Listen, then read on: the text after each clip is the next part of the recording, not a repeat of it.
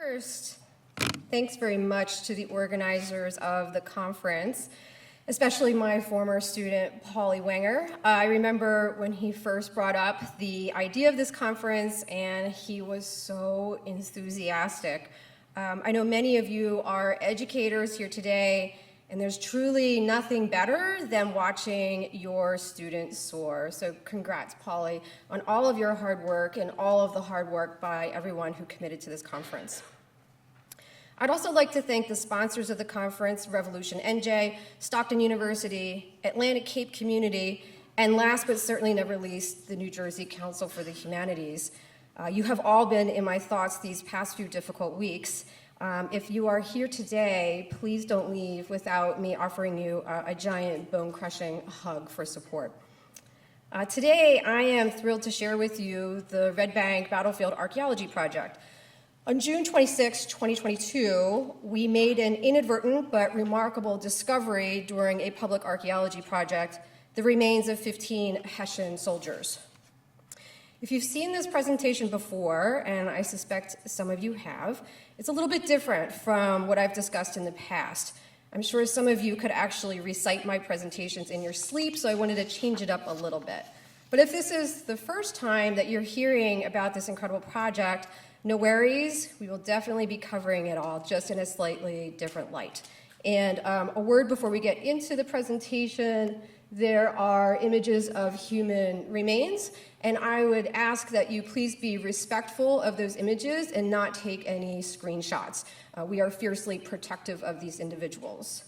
The room today is full of educators, history professionals, excited to celebrate America and the New Jersey's 250th.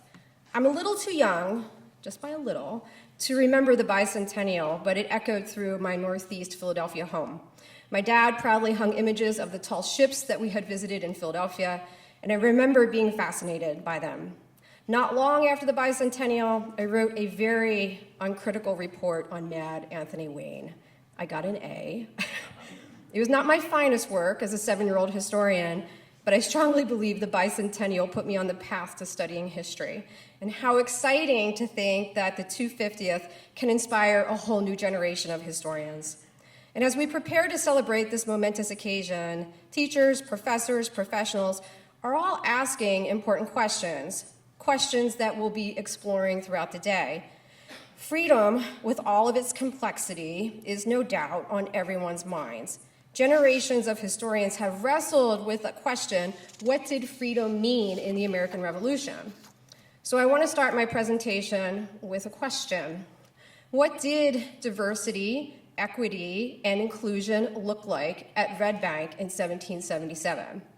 We think of DEI as a hot topic in the contemporary news cycle, and of course DEI is just now the new CRT.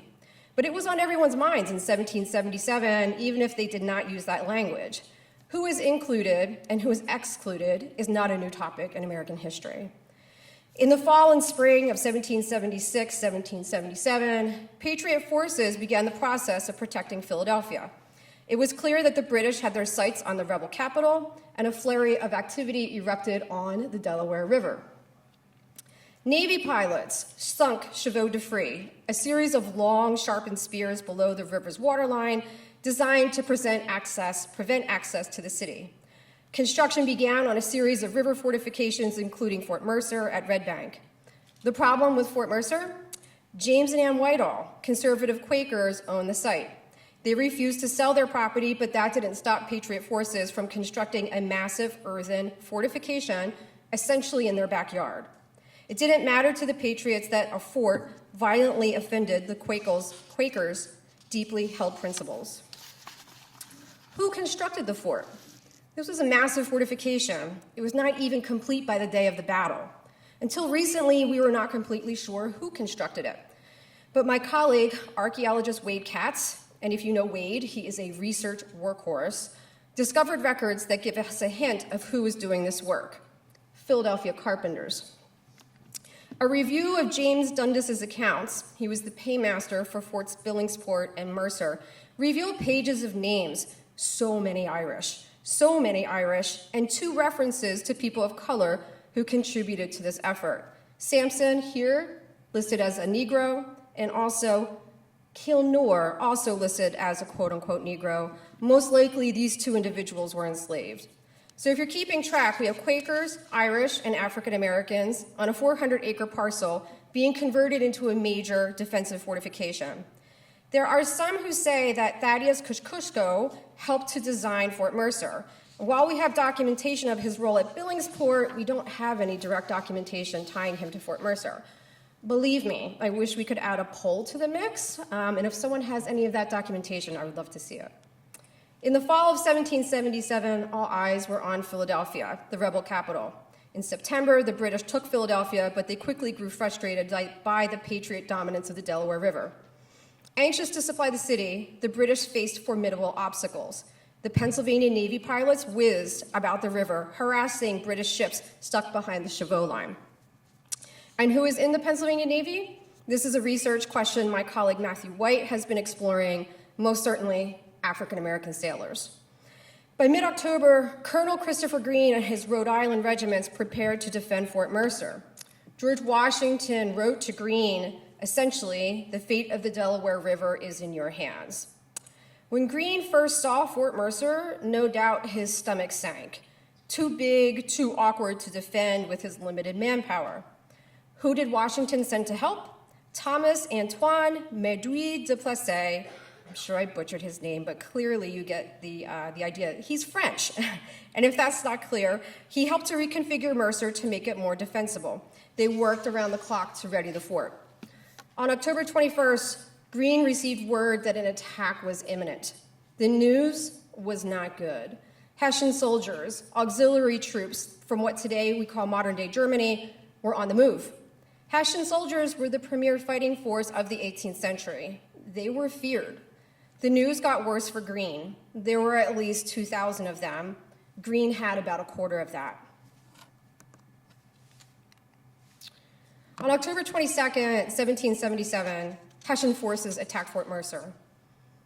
In 40 minutes, the battle was over, and it ended with it being the worst loss of human life for the Hessian forces in the Revolution. Our most recent numbers have 111 dead on the day of the battle, and in the days, weeks, months that followed, another 239 dead for a total of 350. The Mirbach Regiment lost so many men, the unit never fought in another battle in the Revolution. Years later, Captain Johann Ewald noted, the defeat at Red Bank was especially sad for me. I lost 5 of my oldest friends, and 4 of my best friends were severely wounded. I have not left a battlefield in such deep sorrow. So who was the Rhode Island Regiment?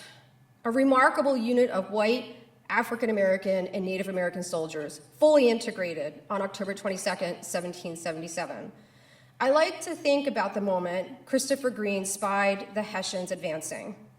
Can you imagine his heart pounding in his chest? I like to think about the moment he looked at his men and what he said to them. I like to think about the men who looked back at him with fear, anxiety, and trust. I like to think maybe a little trickle of sweat ran down his neck, but he didn't have the luxury of expressing any fear or doubt in that moment. At the end of the day, Patriot forces successfully defended Fort Mercer because of the geniusness of a French engineer and the tenacity of that integrated fighting force. The Battle of Red Bank is remembered as a major upset victory, a victory against very long odds. As to the question of equity in 1777, well, there wasn't a whole lot of it. During the long, hard, and cold winter at Valley Forge, Christopher Greene and George Washington had many conversations about how to increase the number of men Rhode Island could commit. It's a small state, after all. Eventually, they settled on recruiting enslaved individuals, which led to the creation of the so-called Black Regiment, a segregated unit with, of course, white officers. But the Battle of Red Bank and the service of the Black Regiment became a rallying cry for Black participation in the Civil War, in World War I and World War II. And while it took a long time to see that equity, the memory of Red Bank lingered, inspiring future generations of young African-American men to take up the cause. Long after the battle, the African-American community fought for this story to be told at Red Bank.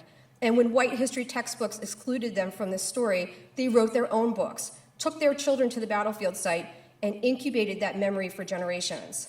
So if you're keeping track, we now have Quakers, Philadelphia Irish, African Americans, enslaved African Americans, French, and Native Americans. And now let's turn to the Hessians. In 2021, Red Bank had the opportunity to purchase a small 1/4 acre parcel at the battlefield's northern boundary.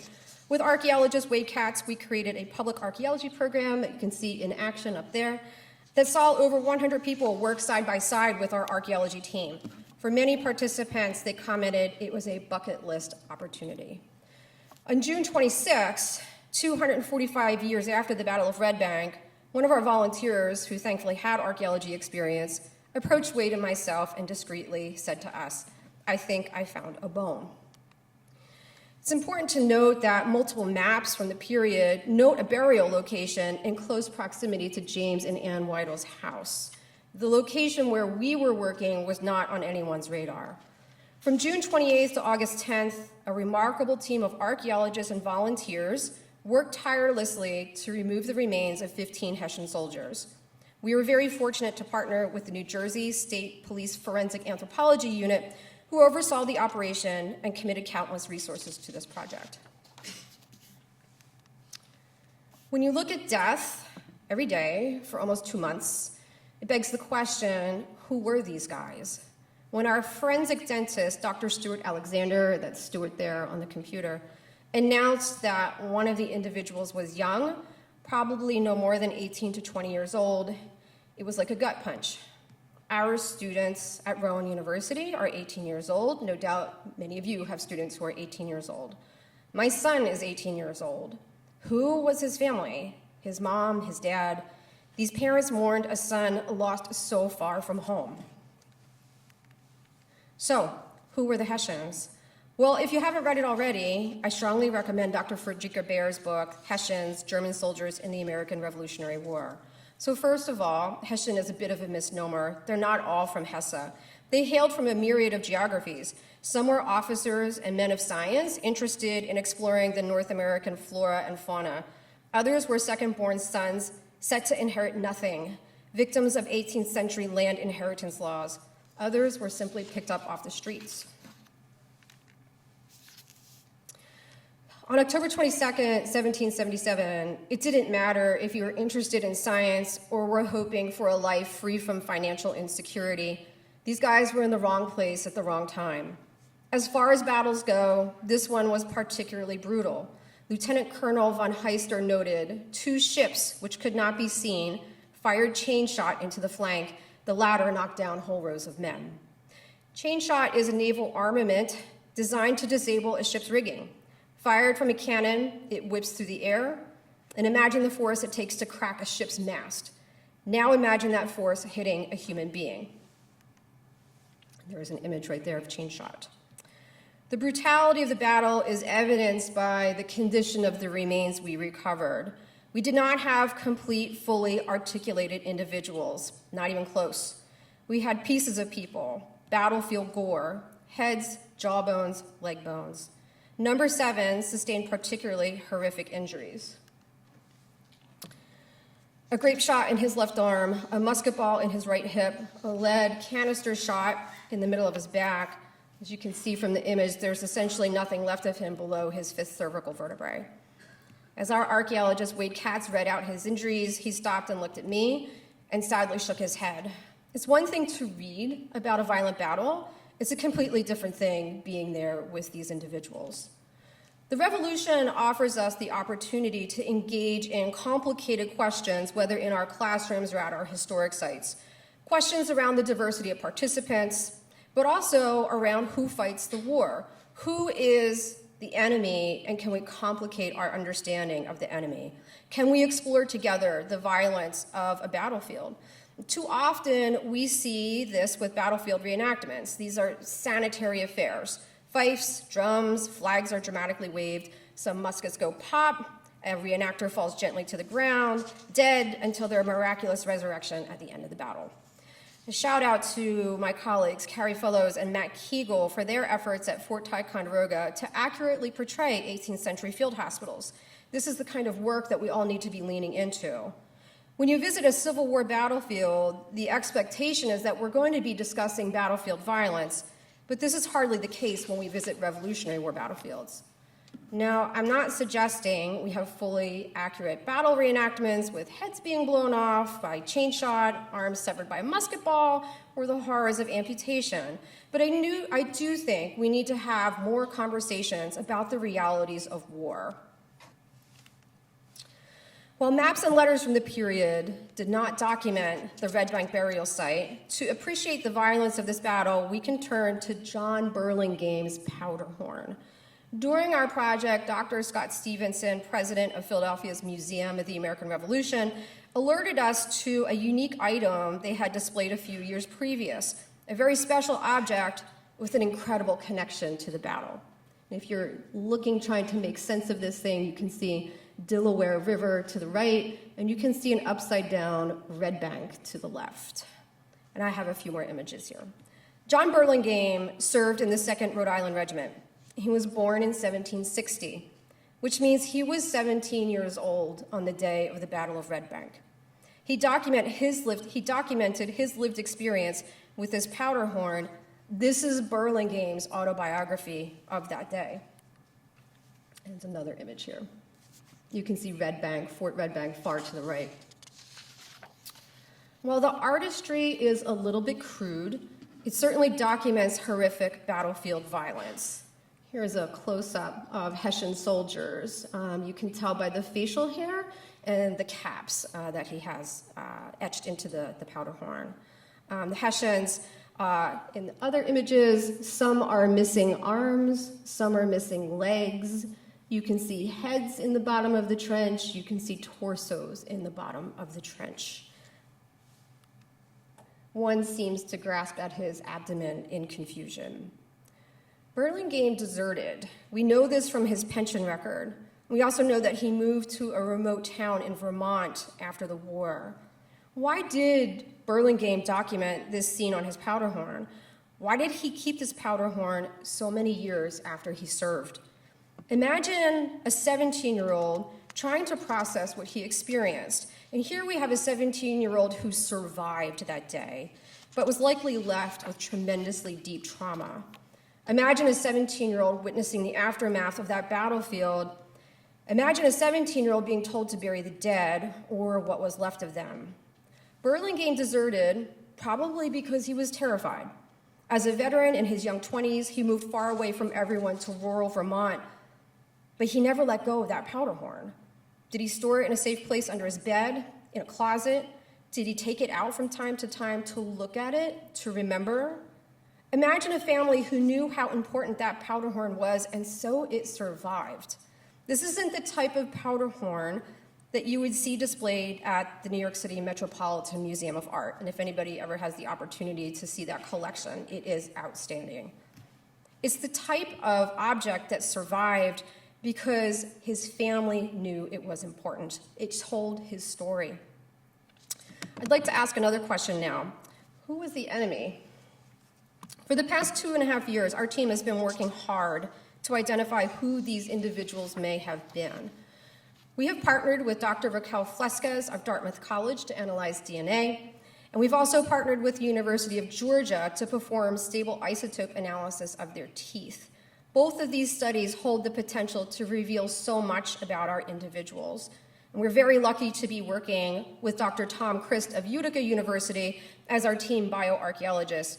Tom has all the patience in the world explaining all of this science to the historian who should have been paying more attention in their science classes. Our project historian, this is Bob Seelig in the archives at Marburg, has made multiple trips, and we're scheduling another one for this summer to try and track down who these folks may have been. And we've been very fortunate to partner with the New Jersey State Police, who provided these amazing facial reconstructions. Number 9 is here to the left, and in the middle is number 7. As you may recall, you actually met number 7. He was the individual with the face down with the horrific injuries. What we didn't know about number 7 at the time, because he was face down in the field, is that when we got him to the lab and Dr. Anna Delaney cleaned it up, he had a full facial structure there that we could work with for a facial reconstruction. We don't want people to see these individuals as piles of bones. They were human beings, and we do this work because we have agreed as a society to honor the dead. Our mission is to identify the dead and share their stories, and we will exhaust all resources in an attempt to reach this goal. This is a picture from Dr. Raquel Flesquez's lab at Dartmouth, and we are anxiously awaiting the results of the DNA. There's real potential for the DNA and also stable isotope analysis to really help us round out scientifically who these individuals were. Our project mission is to identify the dead and to share their stories. And we do this because, as journalist Roger Cohen has written about Ukrainian mass graves, contemporary graves, he writes, every culture wants to memorialize its dead. Every family needs the missing to be identified to reach closure. And perhaps that is why a wartime mass grave offends something so deep in the human conscience. Any mass grave demands of our humanity the reconstitution of the individual's lives ended here. As historians and educators, of course, we study the dead. The dead fascinate us, intrigue us, and oftentimes frustrate us. We have an obligation to the dead. I always tell my students, historians do more than document. We have an ethical obligation to, when possible, offer the dead some sense of dignity, a dignity they did not receive in their own time. We are currently developing plans to rebury these individuals, and we plan on reinterring them on site near their discovery. Visitors will be able to learn about this remarkable project through interpretive signage, and they'll be able to visit a new memorialized space created in their honor. It's my hope, as a public historian, that we can complicate our understanding of Red Bank's incredibly diverse landscape by sharing inclusive stories and asking hard questions. The very thing you all are doing today in your classrooms and historic sites. You're here today because you know what good history looks like, and it's not always fifes and drums, flags waving, and powdered wigs. You are here because you know history is more complicated than that. You are here because you know your students, your visitors, your publics are capable of appreciating historical complexity. They want these conversations. They crave these conversations. As we head into 2026, we must seize the opportunity to share full and complete histories. This is not about quote-unquote revisionist history. This is about ethical history of sharing complicated and complete stories. And there is so much to celebrate in this history, and we should hold space for those celebrations. Red Bank was an incredible victory, we celebrate that. If the day had gone differently, we could have been just as easily uncovering an American mass burial. We celebrate the courage of the Rhode Island Regiment, and we celebrate the individuals who did not know how their day would end on October 22nd, 1777. But there is also so much to wrestle with. It's what makes the study of history so fascinating, and it makes it relevant to our students and our publics. It creates empathy, and empathy fosters connections. 2026 is a time for all of us to work together toward these goals. And how can we work more closely? This year, the New Jersey Historical Commission and Revolution NJ are rolling out a new program, History Happened Here. This program is designed to connect students with historical sites in their communities.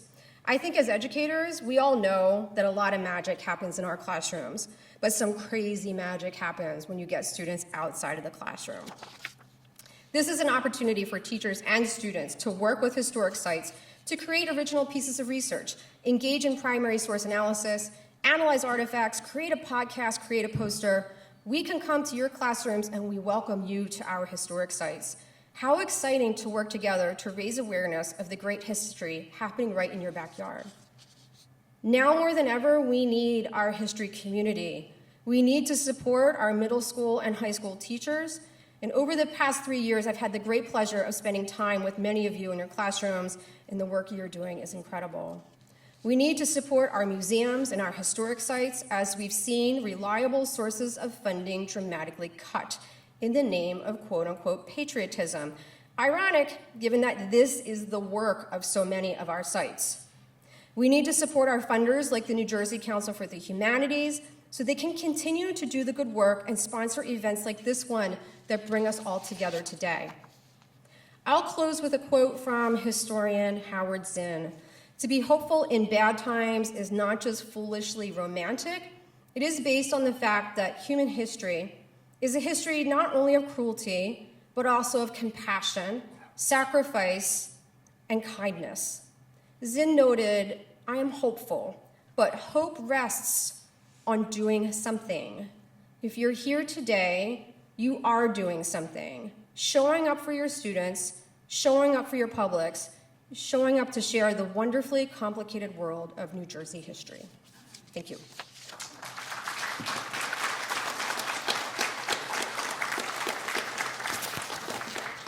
So we do have time for questions. If anybody has any questions about the Red Bank project or anything else, I'm happy to address that.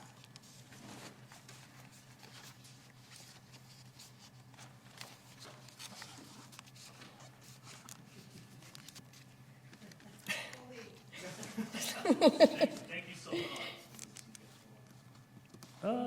There we go. There you go. All right. Thank you so much for that great presentation. I just wanted to ask, how best do you think that teachers could use the story of Red Bank in their own classrooms? That's a really great question. I think one of the points I tried to emphasize in this address is how do you foster connections to something that happens so far away and people who seem so different from all of us. One of the questions I love to ask my students in my public history classes at Rowan, it's the name of a book, is the past a foreign country? Is the past so completely different from who we are today that we can't possibly understand what people were like or what their lived experience was like? So today I tried to emphasize the idea of youth, a 17-year-old who didn't survive the Battle of Red Bank and a 17-year-old who did. And so I think those are important moments of connections for students where they can actually see themselves in historical scenarios. Imagine what it was like, as horrific as that conversation could be, about who fights war, who's considered the enemy, and trying to sort of complicate that narrative. We do have resources available through Rowan University's Red Bank Battlefield website that have images from the project, that have important updates about what's going on with the project. And of course, if anybody is interested in having any of our team members speak to your classes, visit your classes, oh my gosh, every time I think that we're going to quiet down and get a break for a month, we're back at it, you know. So we travel across the state. We go as far, you know, we've been up to Connecticut, New York, Delaware, Pennsylvania, New Jersey. And so we welcome the opportunity to meet with your students to have these conversations. Yes? I know a little bit about revisionist history, but ethical history got my attention. What criteria or where might we find information about ethical history? That is a really good question. So coming at this as a practicing public historian who has training in the discipline of public history, we encourage our students to develop their own practice, if you will. And so that for us in the classroom involves a number of key points. Number one is accessibility, that we should always be thinking about physical accessibility with history. But I think just as important is cultural accessibility. So how can we make history available and interesting to people in the general public and not in academic classroom? So how are we telling the stories that we tell?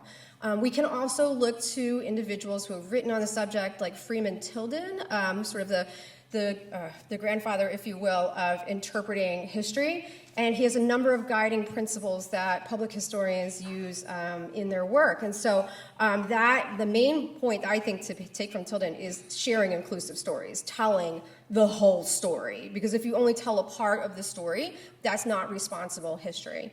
And the other thing that he offers, and I think this is really relevant to the work that we're doing in 2026, is that history should be provocative. And I always joke with my students, we don't want fist fights on our tours, right? We don't want screaming matches at our historic sites.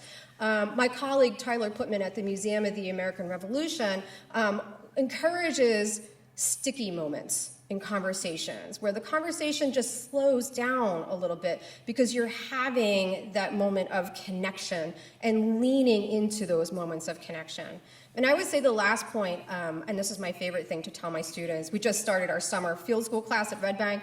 It's a combination of archaeology and public history, and they're very eager to talk to people, but they have to be just as eager to listen to people. So my favorite phrase is shut up and listen. You really have to listen to what people are saying if you're going to have good engagement.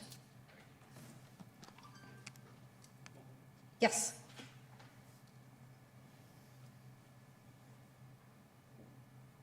With your study on the battle, I've always been heard that one of the reasons that the colonists were so well prepared was that Hessians were talking too much at a tavern in Haddonfield, and that colonists were able to get down to the fort and warn everybody so that they were totally prepared. How much of that is correct? Yeah, that's a great question. I think a lot of sites going into 2026 are dealing with legends and lore. And how do we navigate this as historians and history site directors? And so there is at Red Bank the story of Jonas Cattell, the young man who, in his own words, ran 10 miles from Haddonfield to Red Bank to warn the fort that the Hessians were coming, sort of the Paul Revere, if you will, of South Jersey.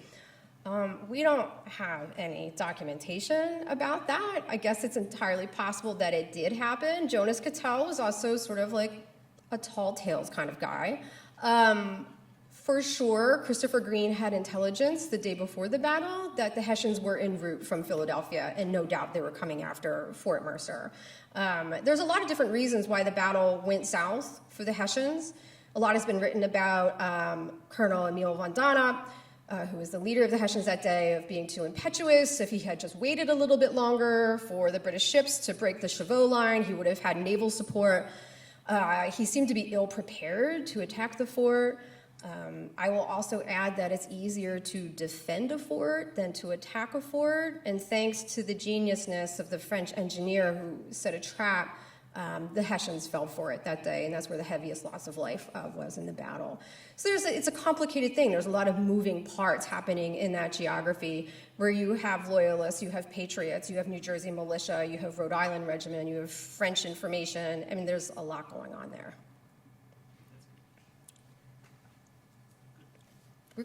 And I'm around all day if you have more questions. So thank you, everybody.